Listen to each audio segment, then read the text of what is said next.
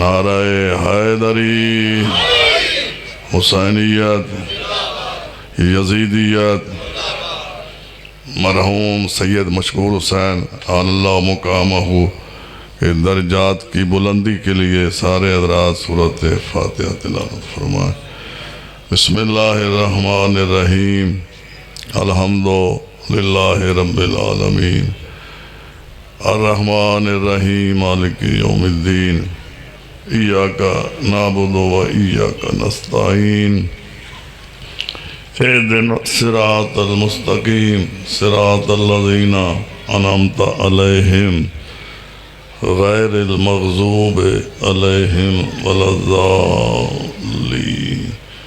یا کریم افعل بی ما انت اہلہ ولا تفعل بی ما انا اہلہ بجاہ محمد وآلہ الطیبین۔ رب انی مغلوب فانتصر بدم الحسین علیہ السلام۔ ربنا آتنا من لدنک رحمۃ وہیئ لنا من امرنا رشدا۔ خاندان زہرا پہ بلند آواز سے صلوات۔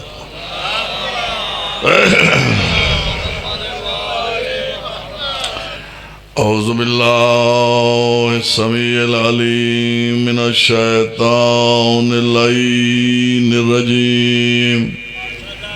بسم اللہ الرحمن الرحیم۔ الحمد لآلہ والصلاة علی اہلہا واللعنۃ الدائمۃ علی اہلہا۔ اما بعد فقد قال اللہ تبارک و تعالی فی کلامہ المجید وفرقانہ الحمید وقولہ الحق وہو اصدق القائلین۔ بسم اللہ الرحمن الرحیم۔ وَلِلَّهِ الْمَشْرِقُ وَالْمَغْرِبُ فَأَيْنَمَا تُوَلُّوا فَثَمَّ وَجْهُ اللَّهِ إِنَّ اللَّهَ وَاسِعٌ عَلِيمٌ۔ صلوات پڑھیں۔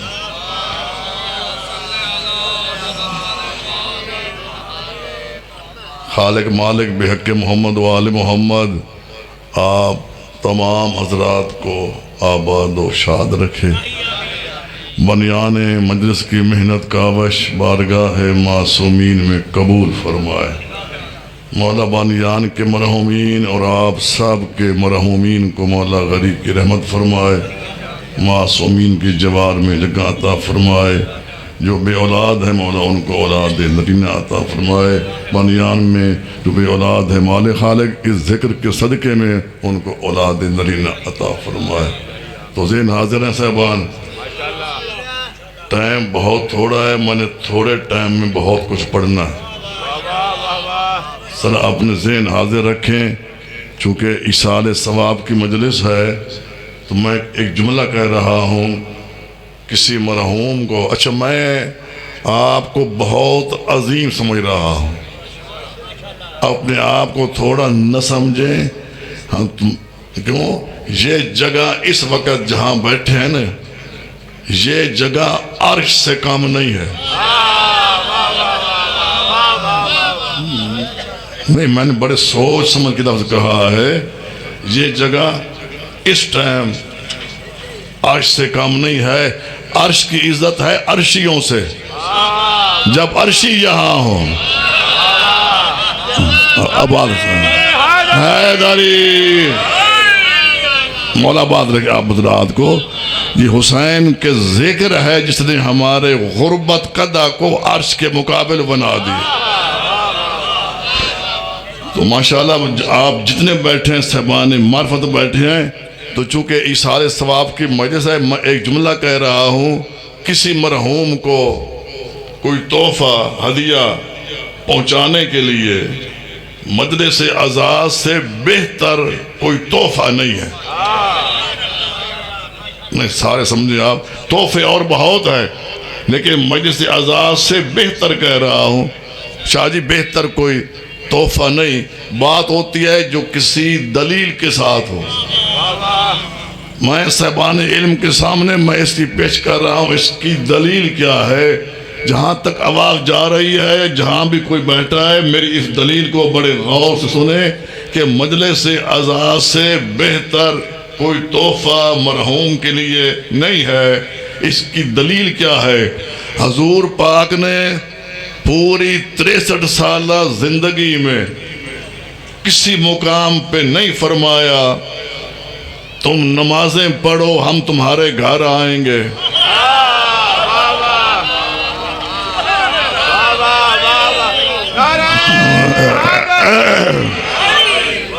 میں چیلنج کر رہا ہوں، کسی سنی شیعہ دیوبندی کی کتاب سے نہیں ثابت ہوتا کہ حضور نے فرمایا ہو تم سارے ماہ رمضان کے روزے رکھو، عید کے دن ہم تمہارے گھر آئیں گے، زکاتیں دو، حج کرو ہم تمہارے گھر آئیں گے۔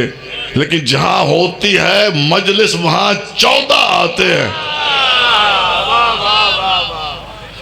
تو جب ہم دعا کرتے ہیں کہ اللہ مشکور حسین کو اور دیگر مرحومین کو مولا غریق کے میں فرمائے، کون کون آمین کہتا ہے؟ جو یہاں ہوں، اور جن مرحوم کے لیے حسین کی ماں آمین کہہ دے ان کی بخش میں پھر کوئی شک نہیں ہے۔ تو بہرحال آج بڑے ایک عظیم آپ موقع پر بھی ہیں اور عظیم ذکر بھی ہے، تو میں نے جو عرض کرنا ہے بڑے آپ سے سننا نہیں، ذہنوں میں جگہ دینی ہے۔ صاحبان معرفت ہو، صاحبان علم ہو، میں ساری تمہید کو چھوڑ کر وقت کو مد نظر رکھتے ہوئے میں بات شروع کر رہا ہوں۔ ہر فرقے کا نمازی، جاگ رہے ہو، سن رہے ہو، ہر فرقے کا نماز، یاد رکھو میں نے کسی حدیث میں آیت میں نہیں پڑھا بندے تھوڑے ہوں تو ثواب تھوڑا ملتا ہے، زیادہ ہوں تو ثواب زیادہ ملتا ہے۔ ثواب دینے والا تعداد نہیں دیکھتا، خلوص دیکھتا ہے۔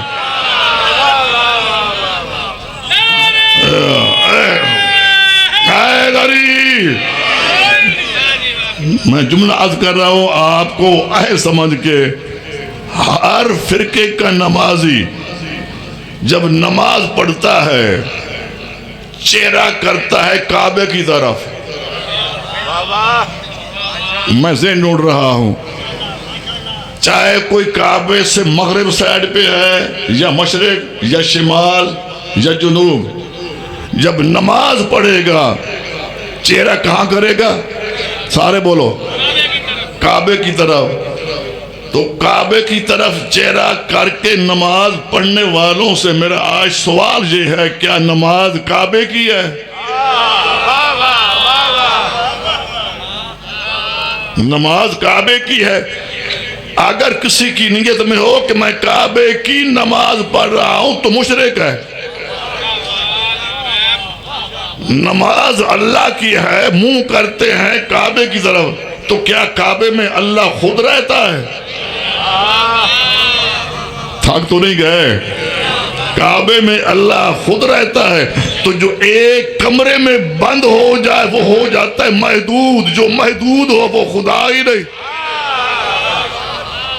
اب نماز نہ کعبے کی ہے نہ کعبے کے اندر اللہ رہتا ہے، پھر بھی ہر بندہ چہرہ کرتا ہے کعبے کی طرف، اور جس کی نماز ہے اس کا اعلان عام ہے، وَلِلَّهِ الْمَشْرِقُ وَالْمَغْرِبُ، مشرق بھی میرا ہے مغرب بھی میرا ہے، فَأَيْنَمَا تُوَلُّوا فَثَمَّ وَجْهُ اللَّهِ، تم جہاں بھی چہرہ کر لو وہاں میں اللہ موجود ہوں۔ تو جس کی نماز ہے اس کا تو اعلان عام ہے کوئی عالم جو اجازت دے اس ایک سمت کو چھوڑ کر کسی اور سمت کی طرف کوئی چہرہ کر کے نماز پڑھے؟ جب اجازت دینے پہ تیار نہیں ہے تو پھر ثابت ہوا ہر مذہب کے عالم کا ایمان ہے، یقین ہے کہ تین جہت باطل ہے، سجدہ صرف ایک طرف جائز ہے۔ جب سجدہ ایک طرف جائز تھا تو اللہ نے یہ کیوں کہا کہ مشرق بھی میرا ہے؟ زیادہ پڑھنا کوئی کباب نہیں ہے، تھوڑا پڑھو لیکن بات سمجھ آئے۔ میں کہتا ہوں اگر ایک بات سمجھ آ جائے تو گھنٹے کی تقریر سے بہتر ہے جو سمجھ کچھ نہ آئے۔ آپ کو میں ایسے سمجھ کے پیش کر رہا ہوں کہ تمام کا عقیدہ ہے کہ تین جہت باطل ہیں، سجدہ ایک طرف جائز ہے۔ تو جب اللہ نے یہ اعلان کیوں کیا مشرق بھی میرا مغرب بھی میرا؟ اللہ نے اس آیت میں اپنا اقتدار بتایا ہے۔ مجھے کہیں محدود نہ سمجھنا، بے شک میں مشرق میں بھی ہوں، میں مغرب میں بھی ہوں، شمال میں بھی ہوں، میں جنوب میں بھی ہوں، لیکن تم نے جھکنا وہاں ہے جہاں میں جھکاؤں۔ جھکنا وہاں ہے جہاں میں جھکاؤں۔ مالک خالق، سار کے لیے اتنی سختی؟ اگر سار ہمارا ہوتا نا، ہم سار کے مالک ہوتے، پھر جہاں ہماری مرضی ہوتی ہم سر کو جھکا دیتے، لیکن سر کے مالک ہم نہیں ہیں، مالک اللہ ہے۔ اللہ ہے، اللہ نے کہا ہے بے شک میں ہر جگہ موجود ہوں۔ بات سمجھ آ رہی ہے؟ بے شک میں ہر جگہ موجود ہوں، تم نے جھکنا وہاں ہے جہاں میں جھکاؤں۔ مالک خالق، سار کے لیے اتنی سختی، میں ذہن ٹوٹ رہا ہوں اگر سمجھ لی، سار کے لیے اتنی سختی جہاں میں جھکاؤں، سر وہاں جھکے۔ سر کو جھکانے والی طاقت کا نام ہے دل۔ دل کام کر رہا ہے، سر جھکے گا۔ اگر دل کی حرکت بند ہو جائے سر نہیں جھکے گا۔ مالک، سر کے لیے اتنی سختیاں، جہاں میں جھکاؤں سر وہاں جھکے، اور جو سر کو جھکانے والا دل ہے اس کو چھوڑ دے آزاد، جس کی چاہے محبت رکھ لے۔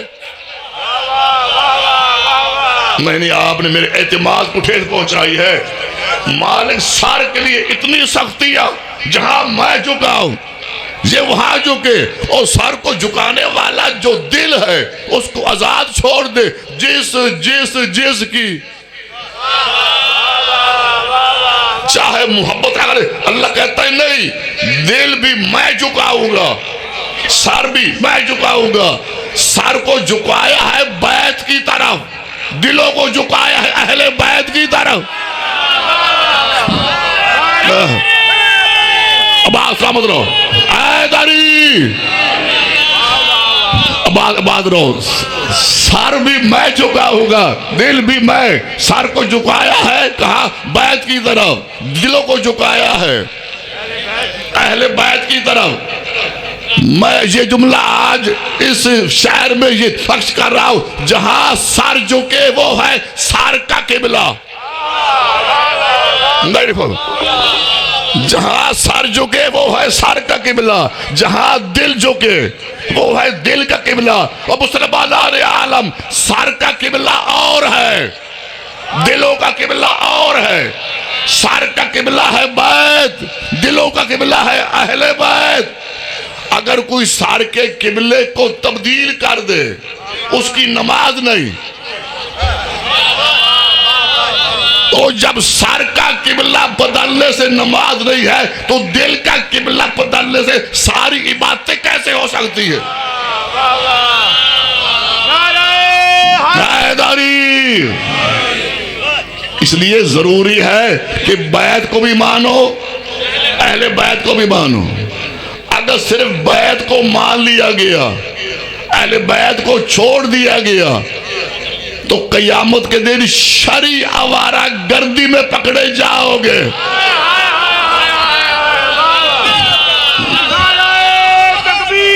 اللہ آباد بھائی بس سامد رہو، یا رسول اللہ حیدری آباد رہو۔ میں نے اس کی تشریح بھی کرنی ہے ابھی۔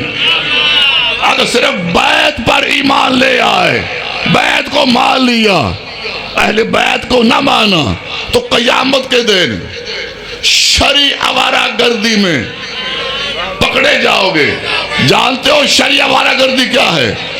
شہر میں رات ہوتے ہیں چوکیدار جو پہرا دیتے ہیں، ہے نا جی؟ آدھی رات کا ٹائم ہو، چوکیدار پہرا دے رہا ہو، کوئی بندہ شہر کی گلیوں میں کبھی ادھر جائے کبھی ادھر جائے کبھی ادھر جائے، چوکیدار قریب آ کر پوچھے آدھی رات کا ٹائم ہے، سارے سو رہے ہیں، تم گلیوں میں کیوں پھر رہے ہو؟ تم کس کو ڈھونڈ رہے ہو؟ اور وہ اس کے جواب میں کہے میں دوست کا گھر ڈھونڈ رہا ہوں۔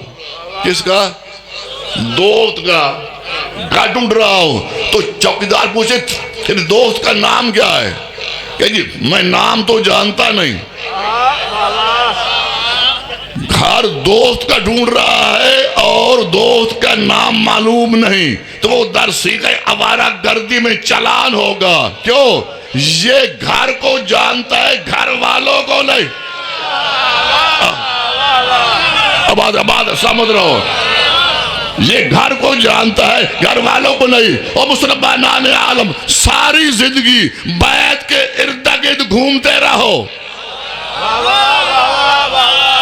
بیت کے چکر کاٹتے رہو، اگر تم نے اہل بیت کو نہ مانا قیامت دن شرعی آوارہ گردی میں پکڑے جاؤ گے۔ اس لیے یہ بیت کو جانتے ہیں، اہل بیت کو نہیں جانتے۔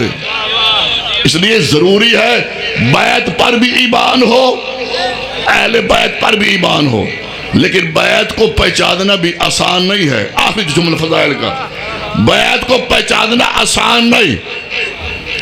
بیت ہے سنٹر میں۔ میرے بھائی ادھر دیکھ، میرے پاس ٹائم بہت تھوڑا ہے، میں عرض کر رہا تھا بیت کو پہچاننا بھی اتنا آسان کام نہیں ہے۔ کیوں؟ بیت ہے درمیان میں، ارد گرد ہے حرم۔ ماشاءاللہ سمجھدار بیٹھے ہو، حیدری آباد رہو۔ بیت کہا ہے سنٹر میں، جو دیکھ آئے ہو، میں خود دیکھ کے آئے ہو، بیت ہے درمیان میں، ارد گرد کیا ہے؟ حرم۔ حرم میں حاجی بیت اللہ کا طواف کرتا ہے، حرم میں نمازیں پڑھتا ہے۔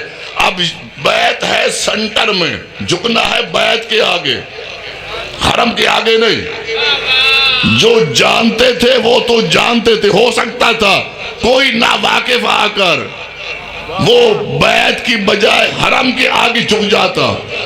جب یہ خطرہ محسوس ہوا، سنیں آپ، جب یہ خطرہ محسوس ہوا، خالق نے انتظام کروا دیا، اس بیت کے اوپر ایک غلاف چڑھوا دیا۔ اور کعبے کے کوٹھے کو کوئی سردی نہیں لگتی، نامحرم سے بچانے کے لیے نہیں ہے۔ اس کوٹھے پر اللہ نے غلاف کیوں چڑھوایا؟ کہ کوئی ناواقف آ کر غلطی سے کہیں حرم کے آگے نہ جھک جائے۔ سارا دل بھی دادو گے، حق نہیں دا ہوگا۔ اب میں عرض کر رہا ہوں، یہی خطرہ تھا رسول کے گھر میں۔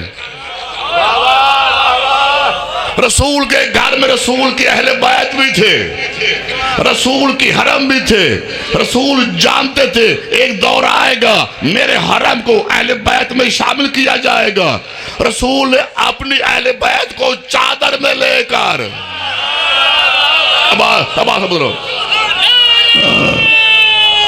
حیدری، رسول نے اپنی اہل بیت کو چادر میں لے کر قیامت تک واضح کر دیا، تم بھی کسی مولوی کے دھوکے میں نہ آ جانا۔ جو چادر کے اندر ہے اہل بیت رسول ہے، جو چادر سے باہر ہے وہ حرم رسول ہے۔ جب حضور نے اپنی اہل بیت کو جب چادر میں لیا، ایک حرم نے کہا گاگرے سے مان، بس میں چھوڑ رہا ہوں لیکن جو جملہ آخری ہے تھوڑا سا آپ ساتھ دیں۔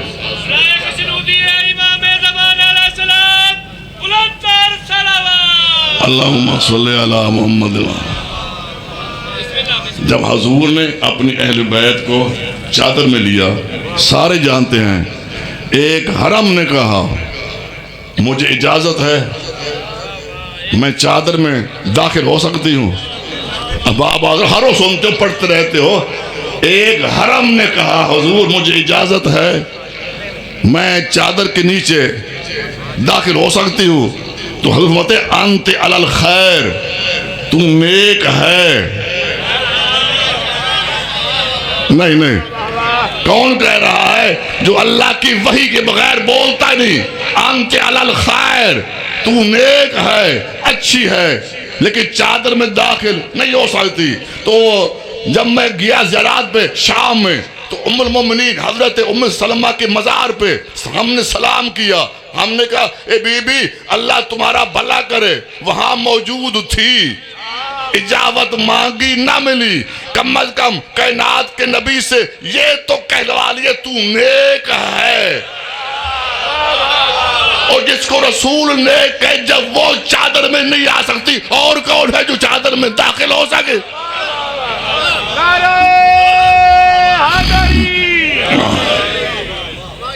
افسوس اس بات کا ہے کہ دنیا نے حضور کی اہل بیت کو پہچانا نہیں۔ جزاک اللہ، سوائے غم حسنین کے کوئی غم نہ ہو، بنیان کی محنت کاوش بارگاہ معصومین میں مضبوط فرمائے۔ بس ایک جملہ میں نے آج آپ کے سامنے یہ کہنا ہے، اہل بیت کے ساتھ انصاف نہیں ہوا۔ جن کو قرآن میں اللہ نے اہل بیت کہا تھا گھر والے، شام غریبہ بے گھر ہو گئے۔ جزاک اللہ، شام غریبہ وہ بے گھر ہو گئے جن کو اللہ نے گھر والا کہا تھا۔ لیکن عزادار افسوس اس بات کا ہے کہ آج بھی یہ مرحومین کے اشارے ثواب کی مجلس ہے، سب نے ہم نے پہلے فاتحہ پڑھی ہے نا جی، ہاتھ اٹھا کے پڑھی ہے۔ اللہ کرے میرا یہی جملہ تمام عزاداران سمجھ جائیں، آج غریب سے غریب بھی مر جائے نا، اس کے لیے فاتحہ ہاتھ اٹھا کے پڑھی جاتی ہے۔ حسین وہ مظلوم ہے جس کی بہنیں بھائی کی لاش پہ آ کر فاتحہ نہیں پڑھ سکی۔ کیوں نہیں پڑھ سکی؟ میرے آپ کے 12ویں مماتے میرا سلام ہو دادی زینب پر، جس کے دونوں ہاتھ پسے گردن باندھے گئے۔ جب آئی ہے نا بھائی کی لاش پر، مر جاتا میں جملہ آپ کے سامنے پیش نہ کرتا۔ بھائی کی لاش پہ آئی ہے، اللہ گواہ ہے، اپنے پھندے ہوئے ہاتھوں سے جب بھائی کی لاش کو دیکھا، بھائی کے بچپن کے حالات ساری دنیا بھول جائے، کوئی بہن نہیں بھولتی۔ آج حسین کی بے مثال بہن بھائی کی لاش پہ پھندے ہوئے ہاتھوں سے کھڑی ہے، بھائی کو دیکھا، بھائی کے کوئی واقعات یاد آئے۔ بی بی نے کہا حسین بھائی مجھے اچھی طرح یاد ہے، عید کا دن تھا، تو نے ماں سے کہا تھا مجھے نئے کپڑے چاہیے۔ بھائی ماں نے جنت سے نئے کپڑے منگائے تھے، درزی جنت کا لے کے آیا تھا، یہاں تک پہنچ کر بی بی نے کہا حسین بھائی ابھی تک وہ جنت بھی موجود ہے۔ اللہ کہ آپ سارے سمجھ گئے ہو، حسین بھائی ابھی تک وہ جنت بھی موجود ہے، وہ کپڑے لانے والا درزی بھی موجود ہے، تیری بہن کی زبان میں ماں کا اثر بھی موجود ہے۔